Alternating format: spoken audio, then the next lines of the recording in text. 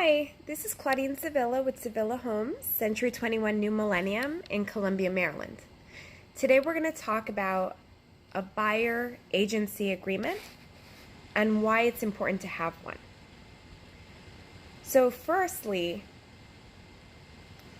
what is a buyer agency? In Maryland, it's not an assumed representation between a buyer's agent and a home buyer. So even though it looks like I'm your agent because I'm showing you a home, I don't necessarily represent you unless we have a buyer agency agreement. If any agent is showing you homes without having this in place, technically they're representing the best interest of the seller, not you. So keep that in mind. I know sometimes it's scary to sign a piece of paper, an agreement, but there's a reason for this, and so we'll talk about these reasons. So a seller's agent represents the seller and the seller's best interest. They're typically the listing agent. However, there is another type of seller's agent, which is called a sub-agent.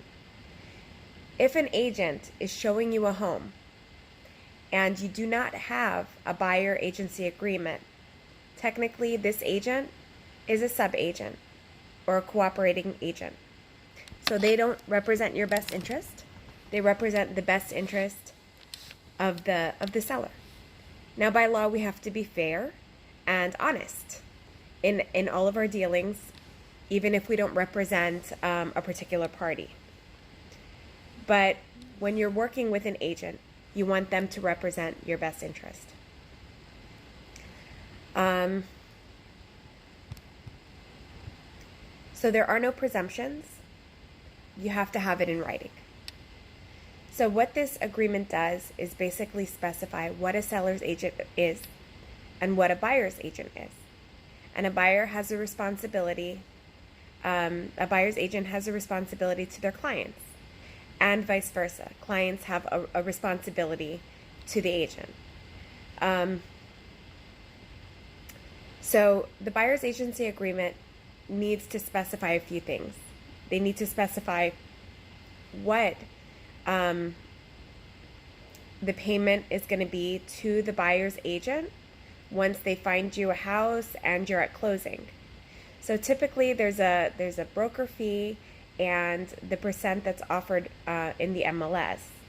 So you want to be careful with this because some agents will put a higher percentage, so 3% or even 4%, and you would owe that even if the seller is only paying a certain percentage.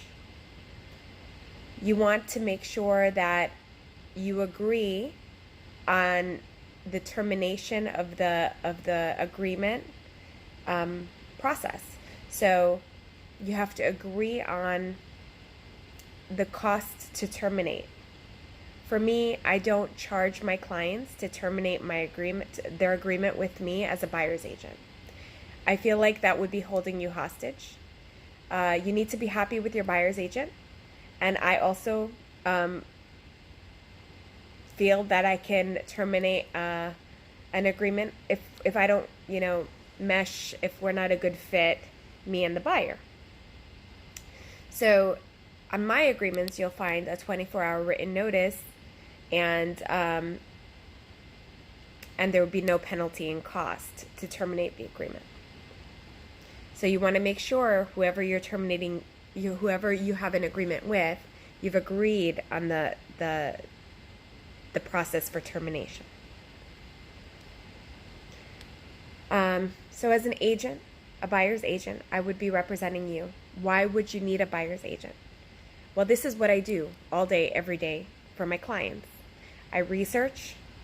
I know where to look for the houses that would best suit your needs. I have access to the MLS and things that you don't have access to as a non-agent is the coming soon properties. I negotiate on your behalf. So once we find that house for you that you love, and you want to put an offer on it, you have the asking price, but it's your agent's responsibility to then do some research and see if that asking price is fair, by doing a comparative market analysis, making sure that what you would be paying for the house is in fact a good deal for you, because again, I would be representing you as the buyer. I'm not trying to get the best money for the seller. I'm trying to get you the best deal.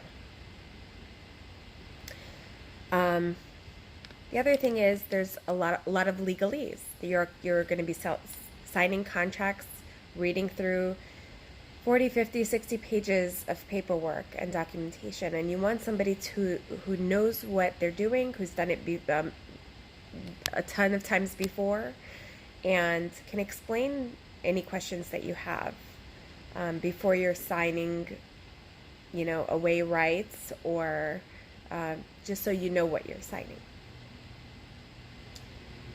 Now, vice versa, when you have an agency agreement, it's your responsibility to honor that agreement. So once you choose your buyer agent, you should be working solely with that one agent. Number one, because you have an agreement with them. So regardless of what house you choose during the time that you have an agreement, you're still responsible to compensate them. So you want to make sure you're not working with multiple agents, because you can put yourself in a predicament where you would owe multiple agents compensation once you decide on a home and you close. The other thing is, you don't want multiple people doing duplicate work. It's not fair, because this is their livelihood, and that you want somebody to commit and dedicate to you their time and their knowledge, and you want to commit and dedicate this responsibility to them. Again, you want to make sure, if you're not happy with this agent, that you have agreed upon a way to terminate the contract that's fair and equitable to both parties. If you have any questions, please feel free to call me at 201-724-3466. I am in the Maryland market, and I'd love to help you if you have any questions. www.lovesevillahomes.com.